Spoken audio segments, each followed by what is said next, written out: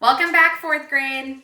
First off, I want to apologize for not getting this video up on Friday. Unfortunately, we had a few emergency pet appointments. I'm happy to tell you that Gambit is doing much better, but unfortunately, Thursday and Friday, we were handling a situation with him. But today, we are all about science, and we are going to be doing a really cool experiment. All you need for this experiment is milk. It could be 2% or whole. You're gonna need some dish soap. Doesn't necessarily matter what brand. They do say that Dawn works best. We're gonna be using Ajax today. You're going to need some Q-tips and food coloring. So in order to do this experiment, what you wanna do is you wanna pour enough milk into a bowl so that it covers the entire bottom of the bowl. Then all you need is a small amount of dish soap and just a few drops of food coloring. So for our first one, I'm gonna do 1 drop of each color in different corners. So we've got 1 red, 1 yellow. I'm gonna get a blue drop in there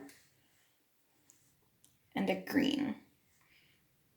Now, using a Q-tip, I'm gonna just dab it into the dish soap. As you can see, it's soaked up. I'm gonna kind of scrape off a little bit of the excess. And I'm gonna touch the dish soap right into the center of the milk. As you can see, all of the drops moved outward. The closer I get to the actual food coloring, it'll start to swirl in the milk. We're going to try to get pretty close to the yellow, although it doesn't really look like I put yellow in there. There we go. Or blue.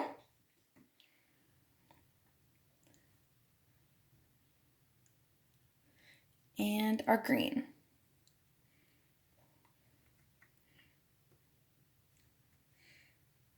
So what's really happening here is milk is actually mostly just water. And it's responding to the different chemicals that are in the dish soap, which allow the coloring to move around in the bowl. Now you can do this different ways. You can have a couple of different setups. So in this next bowl, I'm going to put about 2 drops of each in the center. I'm going to try to make sure that they don't touch though, so that way they don't mix on their own.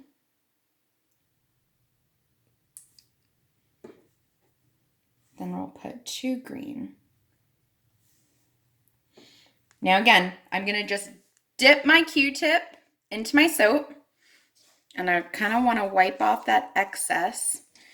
I'm going to stick it right in the center of where I have put all of my food coloring dots.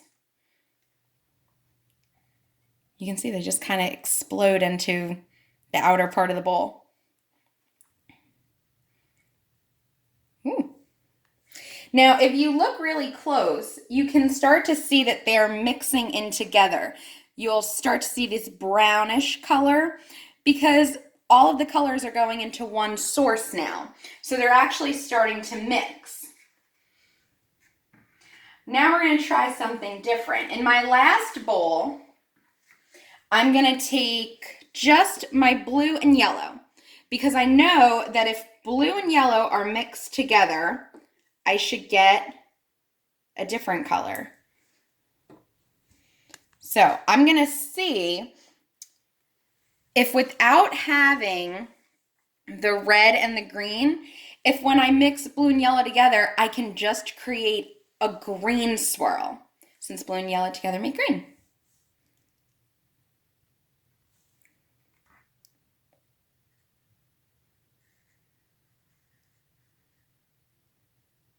Up. If you look really close, you can start to see those green spots coming. And then even when I move my soap Q-tip over here, all of the milk and the food coloring starts to move away. Guys, this is actually really cool, and you can start to see those chemical reactions happening. but there are tons of other ways that you can do this. You can experiment with different colors.